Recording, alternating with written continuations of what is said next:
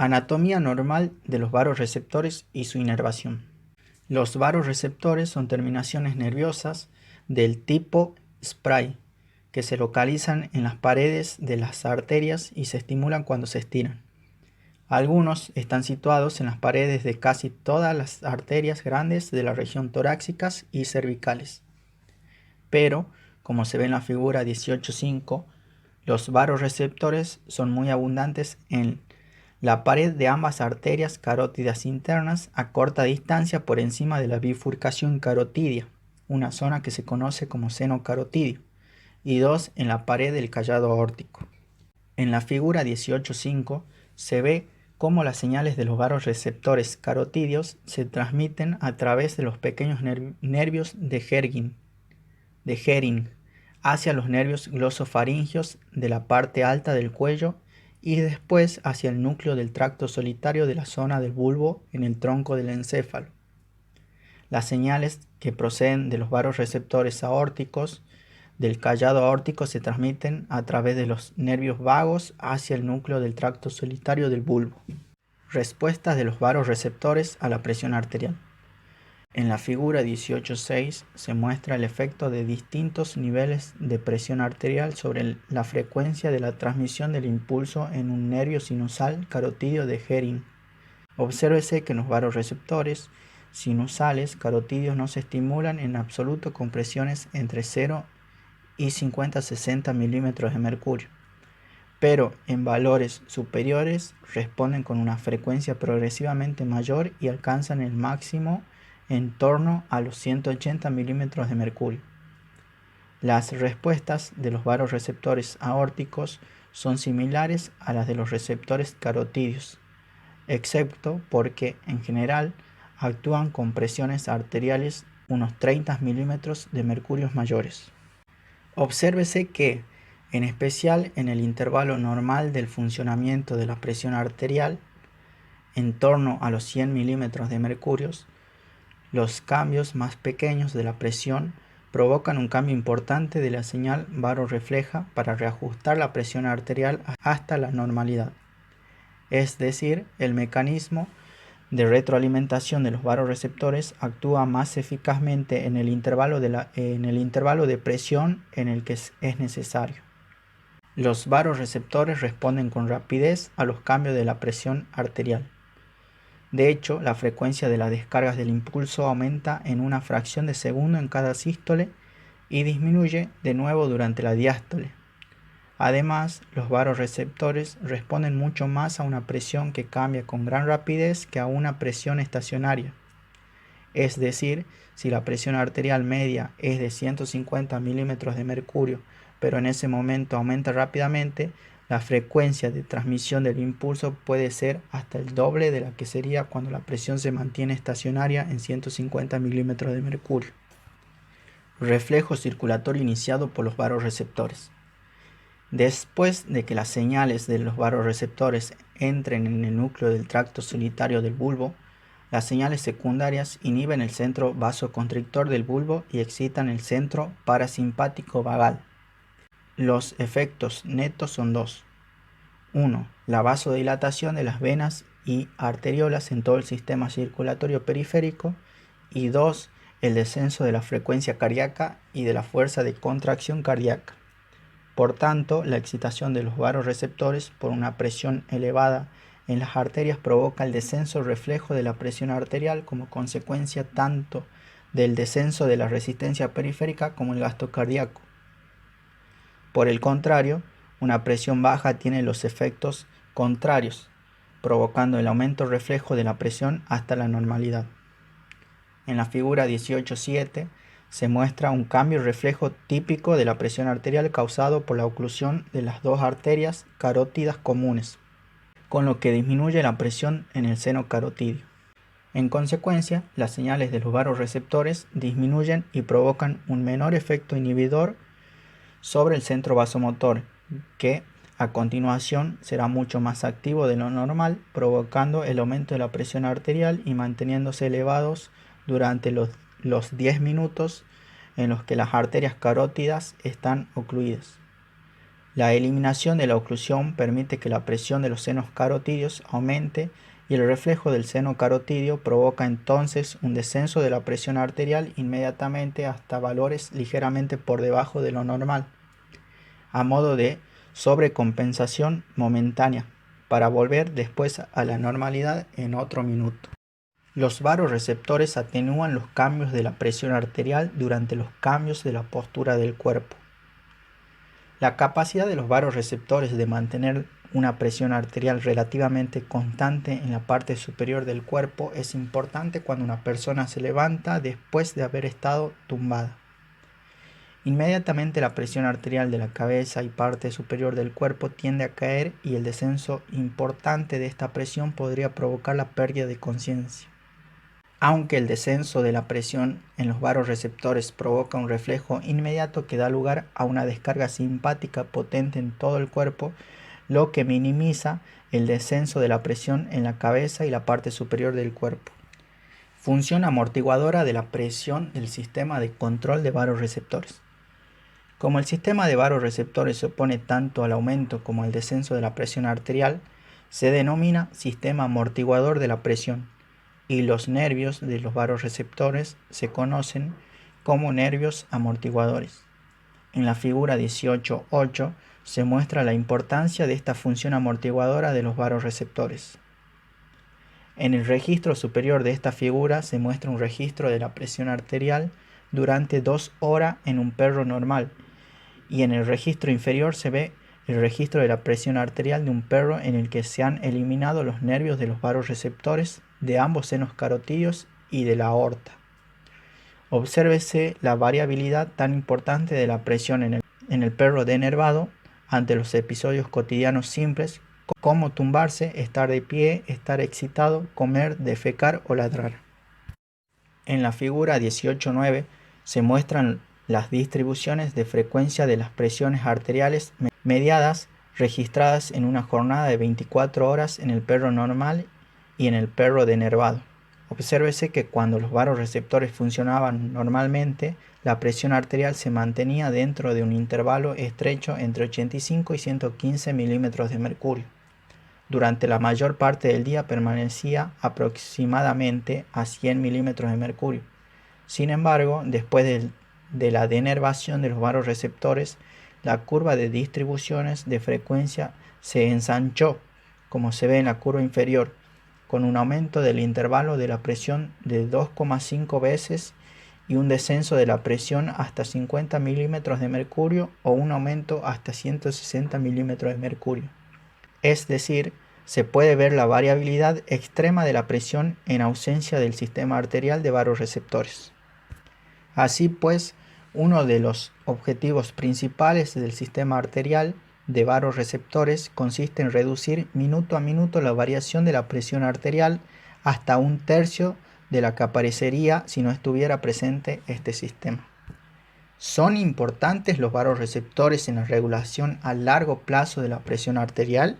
Aunque los varoreceptores arteriales proporcionan un control potente de la presión arterial minuto a minuto, su importancia en la regulación a largo plazo de la presión sanguínea es controvertida, como consecuencia, tal vez, de que algunos fisiólogos consideran que los varoreceptores tienen una importancia relativamente escasa en la regulación de la presión arterial porque tienden a reajustarse en 1 a 2 días a la presión a la cual se exponen. Es decir, si la presión arterial aumenta desde un valor normal de 100 milímetros de mercurio a 160 milímetros de mercurio, se transmite primero una frecuencia muy alta de impulsos de los varoreceptores, pero en los minutos siguientes la frecuencia de descarga disminuye considerablemente para disminuir mucho más lentamente en los primeros a segundos días siguientes, al final de los cuales la frecuencia de la descarga habrá vuelto casi a la normalidad a pesar de que la presión arterial media aún se mantenga en 160 milímetros de mercurio.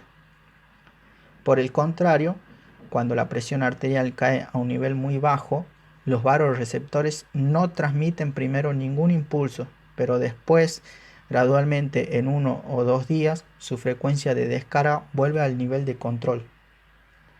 Este reajuste de los varoreceptores atenúa su potencia como sistema de control para corregir los trastornos que tienden a cambiar la presión arterial durante más de unos pocos días cada vez. No obstante, según los estudios experimentales de los varoreceptores, no se reajustan por completo y, por tanto, contribuyen a la regulación de la presión arterial a largo plazo, en especial al influir en la actividad nerviosa simpática de los riñones. Por ejemplo, con el aumento prolongado de la presión arterial, los reflejos varoreceptores median en el descenso de la actividad nerviosa simpática que favorece el aumento de la excreción de sodio y agua por los riñones. A su vez, esta acción provoca un descenso gradual del volumen sanguíneo, lo que ayuda a normalizar la presión arterial, es decir, la regulación a largo plazo de la presión arterial media por los varoreceptores requiere la interacción con otros sistemas, principalmente el control del sistema de presión mediado por líquidos a través del riñón, junto a los mecanismos nerviosos y hormonales asociados, como se comentan en los capítulos 19 y 30. Control de la presión arterial por los quimiorreceptores carotídeos y aórticos. Efecto del bajo nivel de oxígeno sobre la presión arterial. Estrechamente asociado al control de los varoreceptores del sistema de presión, actúa un reflejo de quimiorreceptores que funciona de una forma muy similar al reflejo de varoreceptores, excepto porque son quimiorreceptores y no los receptores de estiramientos los que inician la respuesta.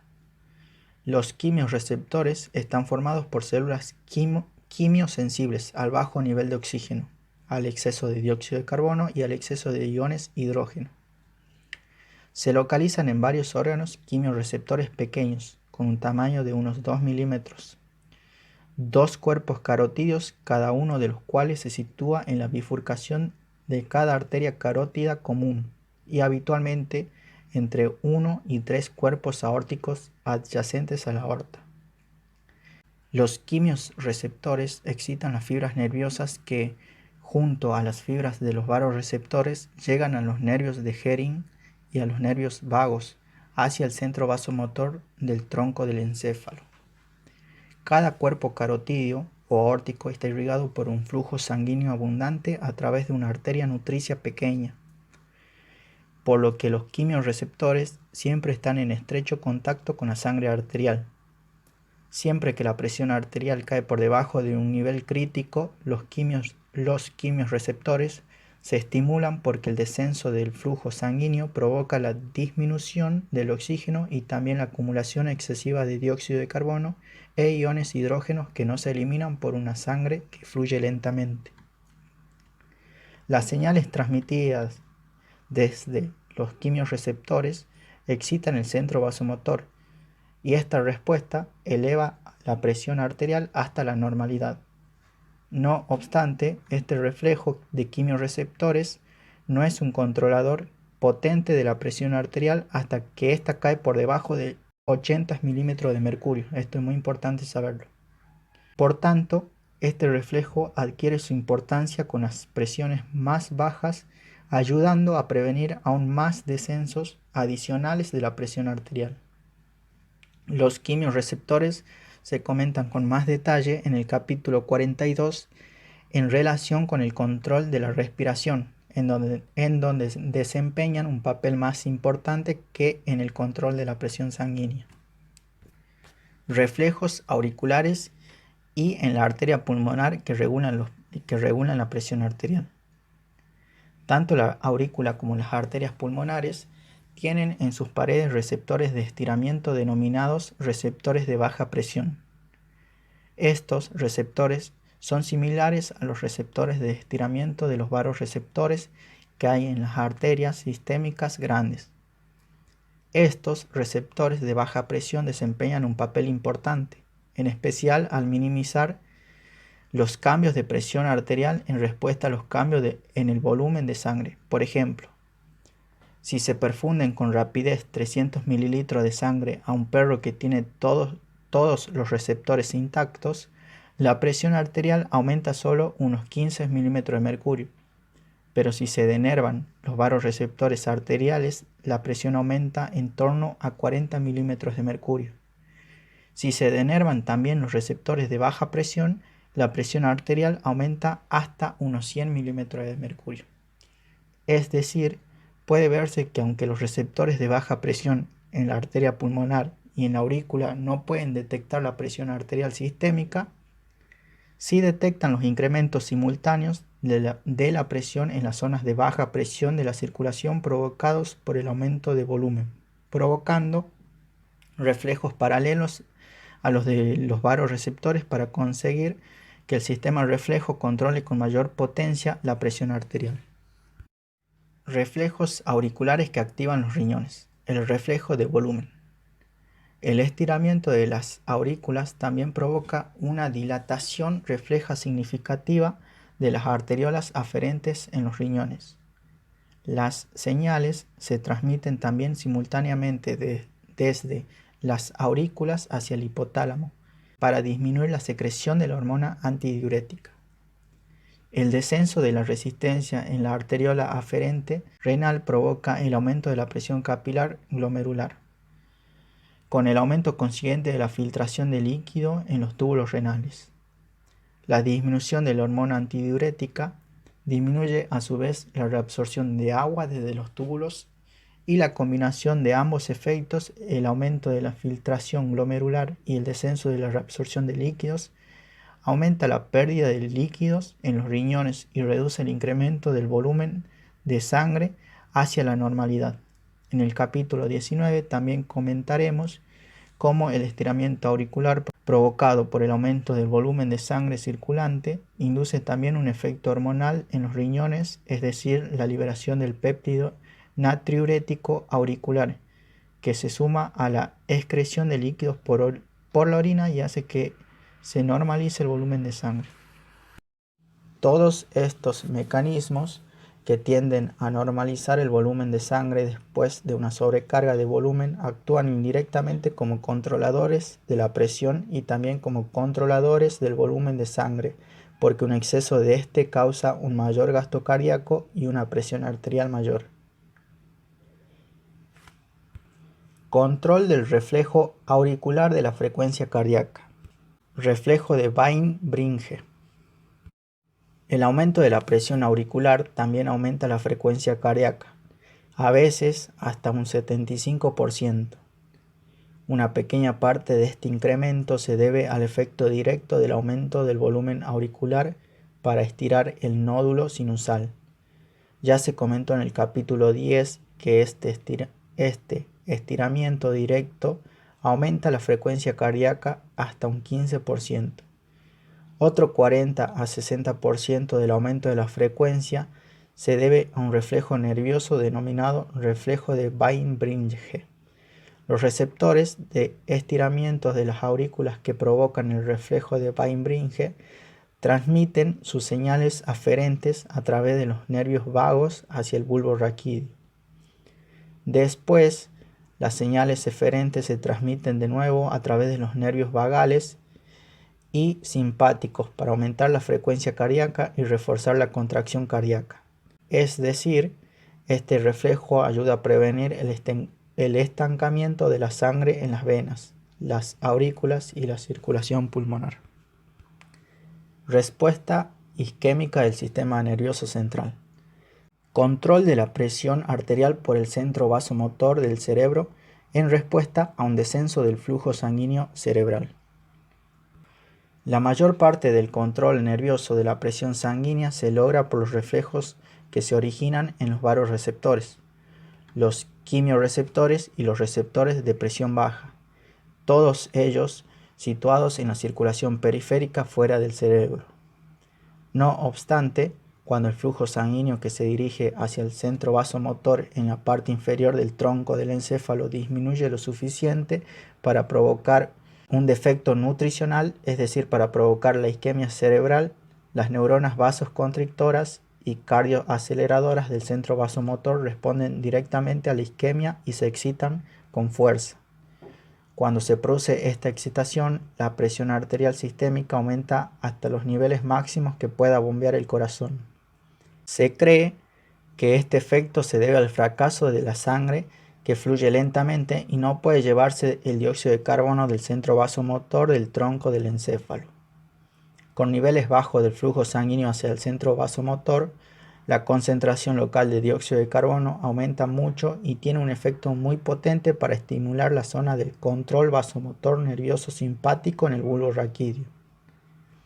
Es posible que haya otros factores, como la acumulación de ácido láctico y de otras sustancias ácidas en el centro vasomotor, que también contribuyen a la importante estimulación y elevación de la presión arterial.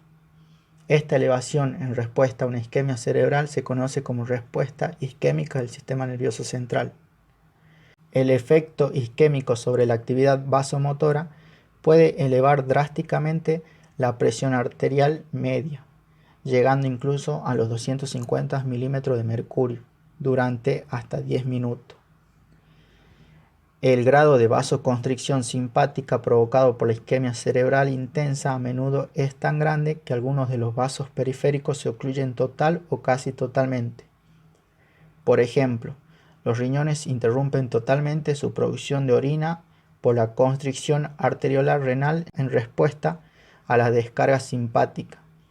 Por tanto, la respuesta isquémica del sistema nervioso central es uno de los activadores más potentes de todos los activadores del sistema vasoconstrictor simpático. Importancia de la respuesta isquémica del sistema nervioso central como reguladora de la presión arterial. A pesar de la naturaleza potente de la respuesta isquémica del sistema nervioso central, no llega a ser significativa hasta que la presión arterial cae muy por debajo de lo normal, hasta los 60 milímetros de mercurio e incluso menos, alcanzando su mayor grado de estimulación con una presión de 15 a 20 milímetros de mercurio. Por tanto, la respuesta isquémica del sistema nervioso central no es uno de los mecanismos normales de regulación de la presión arterial. Por el contrario, actúa principalmente como un sistema de control de urgencia de la presión que actúa de forma rápida y potente para prevenir el descenso de la presión arterial siempre que el flujo sanguíneo hacia el cerebro disminuye peligrosamente cerca del nivel letal. A veces se conoce como la última trinchera de defensa del mecanismo de control de la presión arterial. Reacción de Cushing al aumento de la presión en torno al encéfalo. La denominada reacción de Cushing es un tipo especial de respuesta isquémica del sistema nervioso central que se produce como consecuencia del aumento de la presión del líquido cefalorraquídeo que rodea al cerebro en la bóveda craneal. Por ejemplo, cuando aumenta la presión en el líquido cefalorraquídeo hasta igualar la presión arterial, comprime todo el cerebro y también las arterias cerebrales, e interrumpe el aporte sanguíneo cerebral, con lo que se inicia una respuesta isquémica del sistema nervioso central que provoca la elevación de la presión arterial. Cuando la presión arterial ha aumentado hasta un nivel mayor que el de la presión en el líquido cefalorraquídeo, la sangre volverá a fluir hacia los vasos del cerebro para aliviar la isquemia cerebral. Lo normal es que la presión sanguínea entre en un nuevo equilibrio ligeramente mayor que el de la presión del líquido cefalorraquídeo, con lo que la sangre vuelve a fluir hacia el cerebro. La reacción de Cushing protege a los centros vitales del cerebro de la pérdida de nutrientes en caso de que la presión del líquido cefalorraquídeo sea suficientemente alta para comprimir las arterias cerebrales. Características especiales del control nervioso de la presión arterial. Función de los nervios y músculos esqueléticos en el incremento del gasto cardíaco y la presión arterial. Aunque el control nervioso de la circulación de acción más rápida se efectúa a través del sistema nervioso autónomo, hay al menos dos situaciones en las que los nervios y músculos esqueléticos también tienen un papel importante en las respuestas circulatorias. Reflejo de compresión abdominal. Cuando se provoca un reflejo de vasoreceptores o quimiorreceptores, las señales nerviosas se transmiten simultáneamente a través de los nervios esqueléticos hacia los músculos esqueléticos del organismo, en particular hacia los músculos abdominales. La contracción muscular comprime todos los reservorios venosos del abdomen ayudando a trasladar la sangre desde los reservorios vasculares abdominales hacia el corazón. En consecuencia, el corazón dispone de una mayor cantidad de sangre para bombear. Esta respuesta global se conoce como reflejo de compresión abdominal.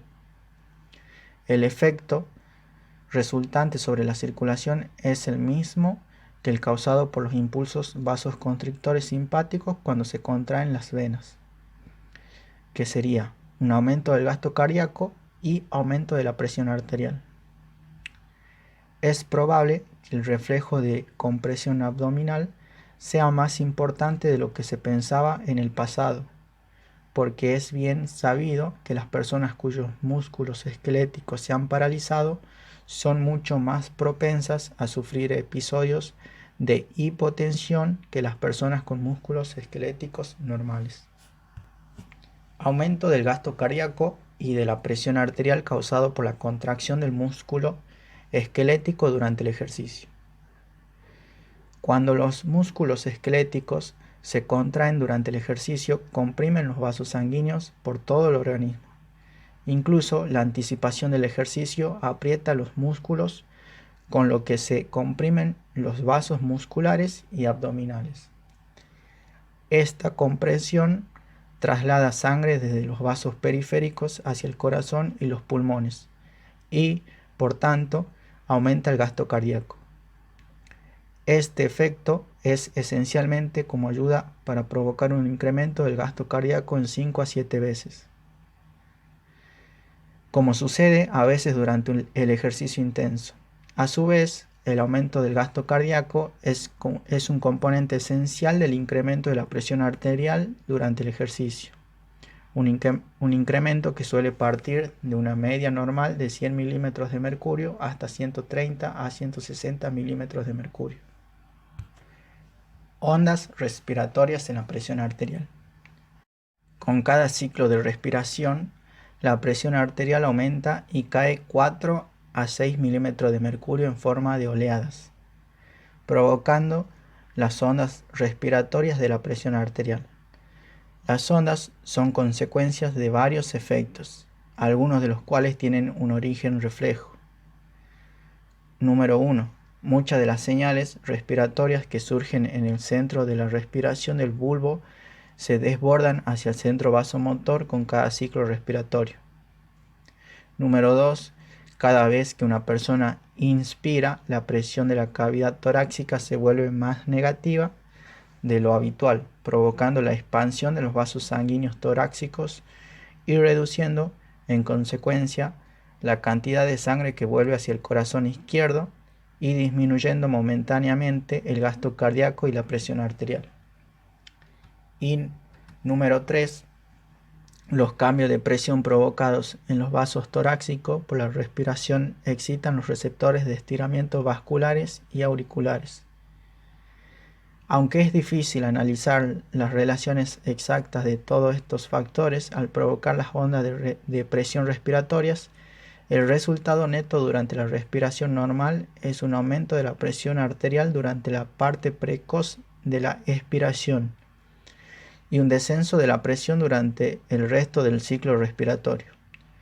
Durante la respiración profunda, la presión sanguínea aumenta y disminuye hasta 20 milímetros de mercurio con cada ciclo respiratorio. Ondas vasomotoras de presión arterial. Oscilación de los sistemas de control reflejo de la presión. A menudo, mientras se registra la presión arterial, además de pequeñas ondas de presión causadas por la respiración, se observan otras ondas mucho mayores, a veces de hasta 10 a 40 milímetros de mercurio, que aumentan y disminuyen más lentamente que las ondas respiratorias.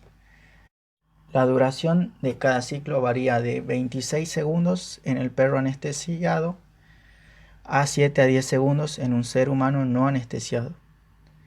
Estas ondas se denominan ondas vasomotoras u ondas de Mayer. Estos registros se muestran en la figura 18.10, donde se representa el aumento y el descenso cíclico de la presión arterial. La causa de las ondas vasomotoras es la oscilación refleja de uno o más mecanismos de control nervioso de la presión, algunos de los cuales son los siguientes: oscilación de los reflejos baroreceptores y quimiorreceptores.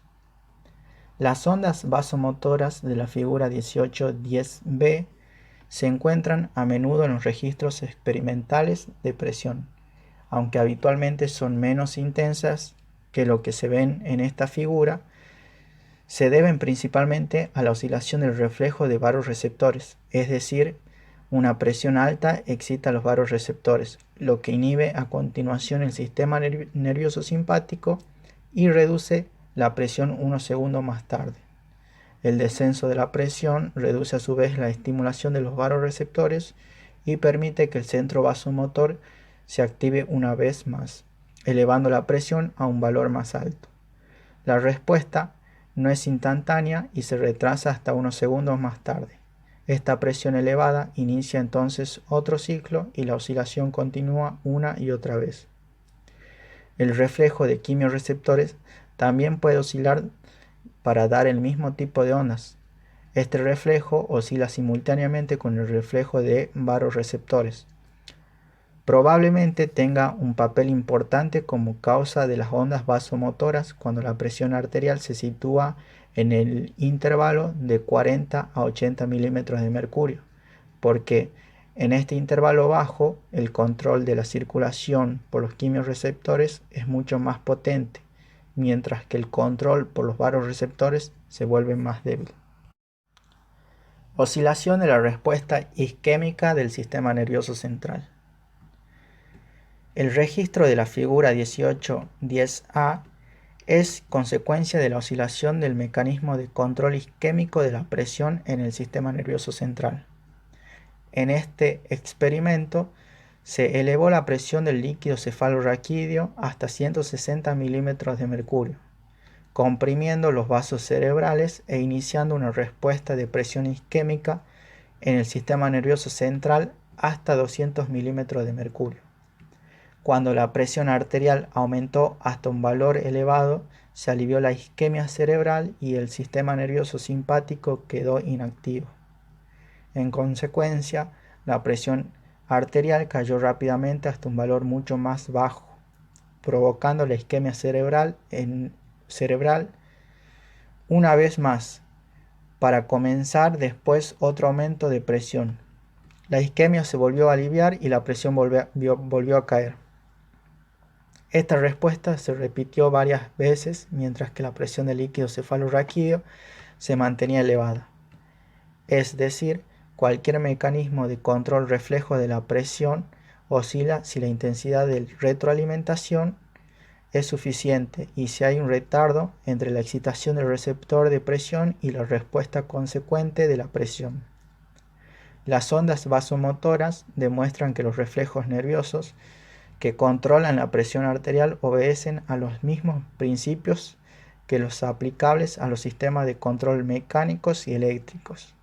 Por ejemplo, si la ganancia por retroalimentación es demasiado grande para orientar el mecanismo del piloto automático de un avión y también se produce un retardo del tiempo de respuesta del mecanismo de guía, el avión oscilará de lado a lado en lugar de seguir una trayectoria recta. Bueno, acá terminamos la lectura de este capítulo. Espero que les sirva y muchas gracias.